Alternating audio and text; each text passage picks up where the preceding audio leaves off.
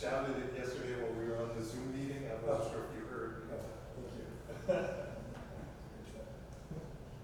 Good. Welcome back.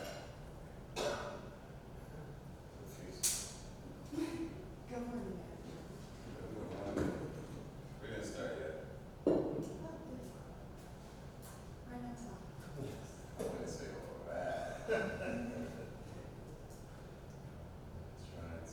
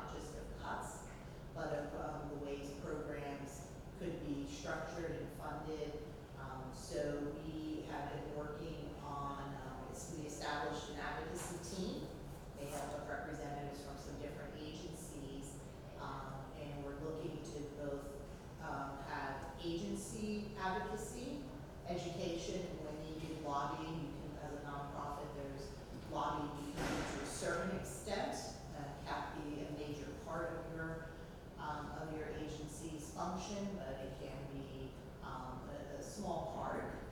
The difference between that is lobbying is if it's relating to a specific bill or legislation. Advocacy is just saying, hey, make sure you put funding in for homeless programs, or we'd like to see a little bit, more of this, and this is why it's important, and this is what we do when we get the funding.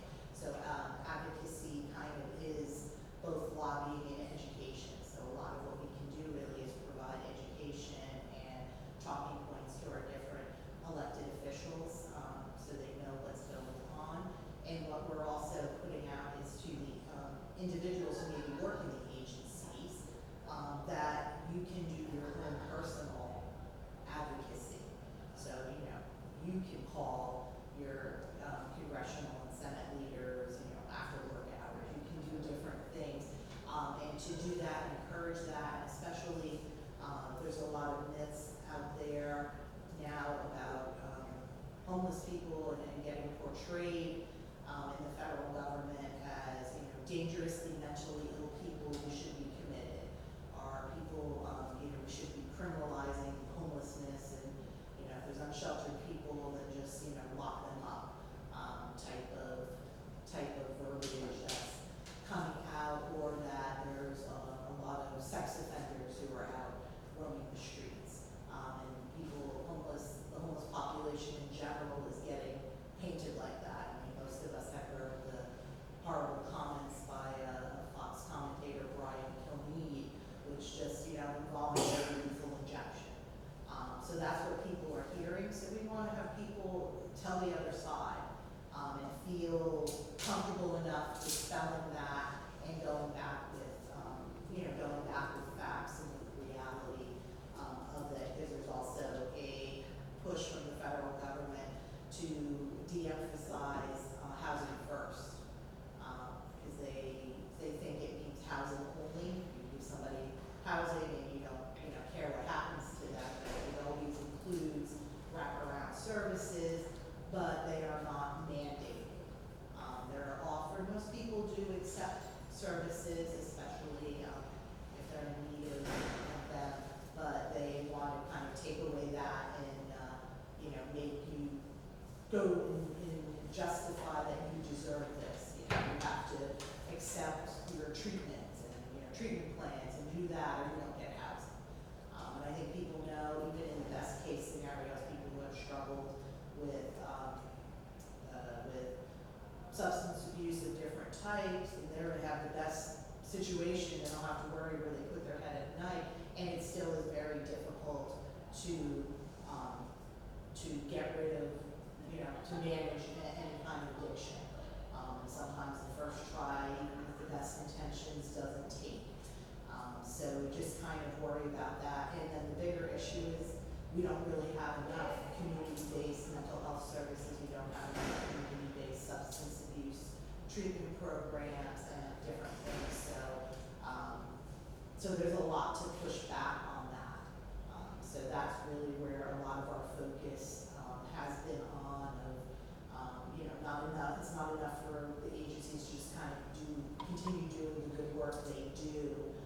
It's really have to amplify the voices, because there's going to be a lot of people competing for different federal dollars, especially as the domestic budgets get cut. So we want to make sure the voices of the people who don't have a lot of money and a lot of natural influence, still we're amplifying those voices. So what's the good news?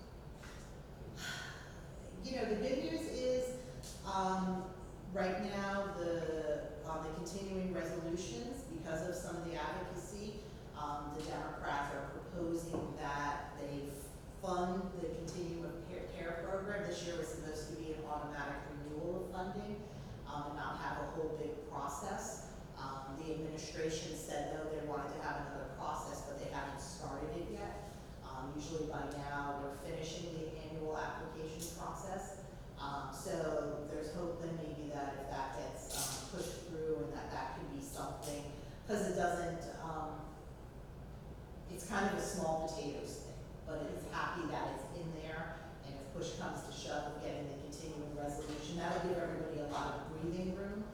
right now the danger is if they have if they try to have a competition at this late date, of the year, it's jeopardizing agencies who have renewal funding at the beginning of the year. They're kind of in an unknown period. And people are responding to pushback. So I think that we've seen what happens when people push back against the administration. If there's enough outcry, or people holds larger corporations accountable for their actions, that talks and that changes minds. So I think people recognize that we probably have more power than we think we have. So maybe that's the little bit of good news, so to speak. I'll take it. I'll take what we can get. I'm sorry, question. First question, and when do you anticipate the review grant process to start? I'll have to check with Melissa Lewis. I think whatever time we usually did it, I want to say October, I guess, we usually put it out. There's no real change plan to it. So that would go out as normal. All right. And then, and I'm sure other people have read, there are municipalities, thank goodness none of them are sex, but there are municipalities that have actually adopted ordinance outlawing homelessness. Right. Any sense of do you see that as kind of like these one-offs, like Tom's River, or do you see it becoming more like a trend?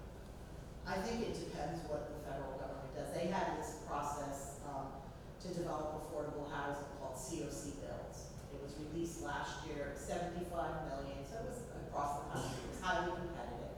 And each continuum of care, which could be, in our case, it's a county. Other areas, it could be a group of counties, it could be a balanced estate, it could be a large city, but each one is only allowed to submit one application. So whether you were New York City, Los Angeles, or Middlesex County, you could put in one application for funding. And I think it was capped at maybe $5 million. I think it was the top award. So we put in a program for town clock. CDC wanted to try to do domestic violence housing on our campus. It was an okay one. It probably might be with that kind of competition. We kind of thought it was a long shot just because where they were with, like, it wasn't fully flushed out as well as maybe it could have been. But, it's kind of like, hey, we want to put something in and show there's demand. So that came out last fall. It got submitted in. There was a change of administration before it could be awarded. We didn't hear anything for months. Then in May, they're like, oh, we're going to redo the process. They redid the process. They didn't change so much. They took out what they said, they took out what they called CPI. Okay. Agencies reapply again. Say, okay, we're going to hear like July. July, you don't hear anything, gets into August. They apparently made the decisions on who to fund because they started letting congressional offices know, hey, looks like, Congressman so-and-so, this award's going to be coming into your district. So it got out that far, but there were multiple jurisdictions notified, but they didn't do an official award. And then a few weeks ago, on a Friday afternoon, they said, no, we're redoing the process again. It's a 1-week process. Submit an application, but now we put all these conditions in. You can only serve an elderly population or people with physical disabilities. You have to mandate services, and people have to take services as a condition of their housing and some parts of that. Then it gets into stuff people have no control over, including your city, county, or state that the project is located in has to have laws prohibiting outside camping and loitering and enforce those laws. The city, county, or state that your project is in has to fully comply with federal immigration. Then they had, your project, you have to agree and, structure a project that we only recognize binary genders, male and female. So this is what it went on. And then it went on into your state had to be certified with this certification from the Department of Justice of how you have your sex offender registry, which which only 18 of 50 states have. So it whittled it down and made this, it was always gonna be a tight competition, and it was 14 yes/no questions, no, no, I ought to put any narrative, like, hey, no, we don't do this, but here, blah, blah, yes, no, and the first 14, agencies to answer yes to all 14, they would get funded. In a first in, first out, because they had to award the funding by the end of the year, so they got sued on that, we're waiting to see what happens, but that kind of was the red flag of this is how he's gonna put the executive order potentially into action, so we think they might not, take away all their funding, it might make it a tougher competition, we might see less on the basis of we don't follow all of their things and, but then they can put grant terms in the agreement, so what do you do as an agency who receives this grant agreement and it's okay, I'm gonna either lose this funding or I have to agree to these really horrible terms, what's that decision? So we expect that might be, the case, so we'll just advise agencies, you have to look at it and make sure you know what you're, agreeing to. I don't think they could take all of the funding away just because the funding's already been allocated. And I think that would just be too nutsy, but they can do those, in those little ways to try to make the, policies pretty onerous and, make you to, comply in different ways. So, we're just kind of waiting for the bad news and we keep advocating, for it, but that's gonna be the toughest one, because that's tougher to control, because that comes from the administration, so, but how HUD wants to direct it, the higher-ups at HUD have been put in, force all the people to, just, take it or leave it, so. Yeah, sorry. Okay, sorry for my social media, I was looking at Brian Cooney's comments, I didn't hear about that before, and just went right to the video. Well, then you live in a good bubble, good for you. It's That's good. Absolutely terrible comment. Yeah. So quick updates, so Manuel's had 2 shower deployments in September, the last one was just this past Saturday, and we weren't at that one, but there were 14 people at that one, which has been a little bit on the higher side, but we have one more shower deployment that is on October 4th. Will be the last one for the season. And the Hope Support Group is continuing on the second and fourth Thursday of every month at the church, and I assume everything's going okay with that. Going back to the shower deployments, the collaboration with the community health care workers from Robert Wood Johnson Hospital and also the Rutgers Medical Schools are working out great, and really fantastic support from the volunteers coming from those organizations. We've also gotten pretty substantial donations from Rutgers Collaboration Center and also Sarah Jane's department, Robert Wood Johnson, of personal care products for the shower program with personal care products. So Elijah's Promise have proposed extending the meal support for the Lazarus Women's Group and the Mexican community through the end of the year. So we're doing that one Saturday a month. So September was completed last weekend, and so we have 3 more that we'll be doing this fall. Was that were they through? The Lazarus Women's Group. So they have a women's group meeting on a Saturday, and they typically bring their children with them, and they have a topic that they discuss to help the community, and then Elijah's is providing a hot meal service for that. Generally, how many meals? We plan for 50. So I think we've had 30 to 50 people that join in various. Right. So I know the November meal service will align with the de Los Muertos. So last year we had 110 people. So, and we're just starting to plan for that.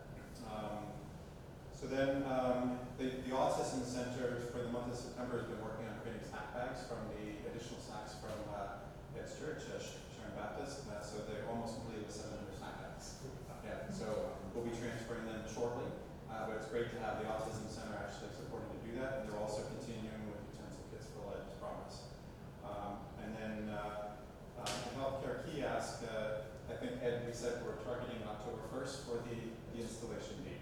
So that should be complete. And we have that meeting right after this meeting. Yeah, we're all set. So, and we assume the social services open house went well on Monday. We Yes. apologize that we weren't there, but No, in fact, it did. It gets better each time we do it. So kudos to Michelle Kuhn, who spearheaded that, and Taisha, who was there the entire time as well. So thank you, and thanks to Manuel for hosting once again. That's it. That's it. Nothing for us. No. We hand it back to the.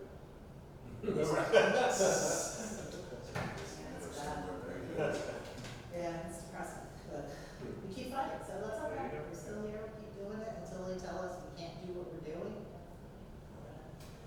there was, I also know there was an interfaith men's shelter meeting on that, I believe. So last week? No, we moved to 29th. Okay. Oh, the interfaith might be different, so Oh. the Brunswick, There was an interfaith men's shelter meeting. oh, I'm just saying interfaith shelter meeting, oh, I'm hearing straight. Yeah. Yeah, so faith-based meeting is, Monday.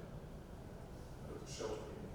So interfaith shelter meeting happened already? There was one, we were not at that, Scott was at that. No, it's, and Emmanuel's taking One. already, yeah, one of the weeks. Oh, okay. Yeah, I'm sure there, I just don't have an update, 'cause we were traveling. But we have a separate meeting with the leaders of the interfaith men's shelter next week to talk with them about funding needs, because we're gonna try to help them get funding support.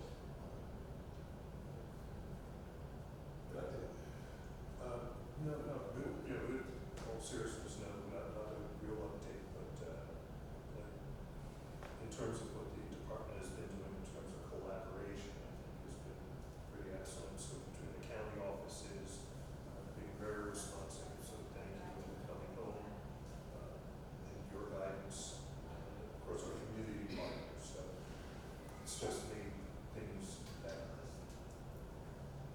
All right, here's where I drive Brandon crazy and everybody here at the table. So I'm looking at the camera, now that I know that these meetings are being recorded and being uploaded to YouTube, what's our usual play? How many we get? Carlos? Regarding homelessness, Yeah. that you guys are not doing much. No, how many views? Oh, I know what you're saying. It's Yeah. your camera. we only get, I want to say maybe like 2 people. Most government meetings, like city council, we get good audience, but small meetings like this, I would say not much. Cool, alright, that's what I want to hear. So, what I would like to do, and we'll workshop this, and I'm telling everybody now, so nobody gets, caught off guard. I would like to, on some level, figure out a way to start recording this meeting. So we actually put it out. No, video, so we actually record the meeting, we actually put it on, our same outlets that we put our council meetings on, as well as the humanities meeting as well, so, best defense is a good offense. So we get out in front of it, we let people know exactly what's going on, and how the work is being done, who's doing the work, what challenges we're faced with, and on some level, folks can see the attendance by not only the partners, but the audience that I'm pretty sure will be quadruple by the time November hits. So I would like to figure out a way to discuss what happened and see if we can actually do it, and then we'll start recording our own meetings. The second thing is we were trying to host some of the panel discussion on like the state of the city as it relates to homelessness during the social service open house, but it just became too much. And so what I would like to get done, if we can, it doesn't have to be a huge event. I mean, Melissa just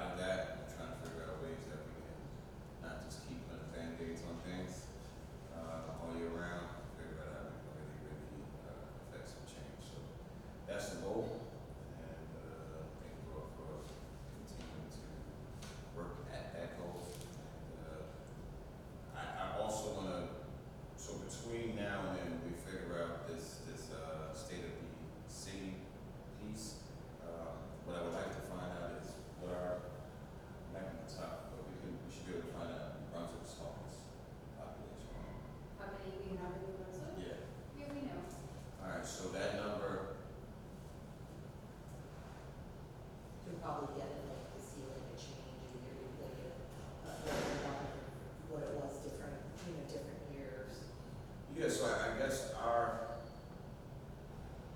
broader failure is that we try to end homelessness, knowing that we can't end it right now. So I want us to hit a goal, like let's say 10%, 20%, by X. So the premise of the state of the city is we're at this number by this time next year. We want to cut it by something realistic, 5%, 10%, and then just keep chopping at it that way instead of lying to people saying we ain't homelessness next year. So I want to figure out how we, make those, find out what that number is, and then we'll chop it up. It might just be me that run me a house that I can do. Other than that, I think on some of the data with that too, is there's kind of 2 points.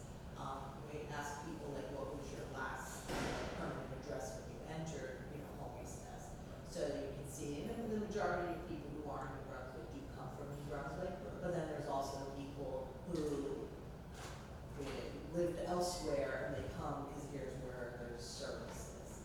So I think you can kind of, the data's in there from coming home, as best we can tell. So I think you're kind of hitting on both points, that a part of that is other people are coming in different places, and depending on how much you want to get down into it, is number of people who are like newly homeless versus people who return to homelessness. And a lot of people we see are newly homeless. so what I would like to be able to say is, because we all know that detail side in public.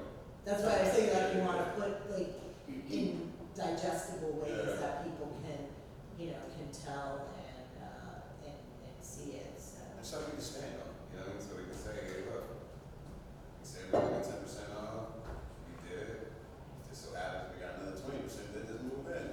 But, but the idea is that giving ourselves goals, so we're just not kind of fighting the air, because this, every time we plug a hole, and we know that's gonna happen, but if we are saying, look, this is what we want to get for New Brunswick, and we hit that goal, we let people know that, and then they also can say, all right, well, how do we be a part of that, or they watch us. And if we can't hit it, we say we didn't hit it, and let's be realistic about that too, so. So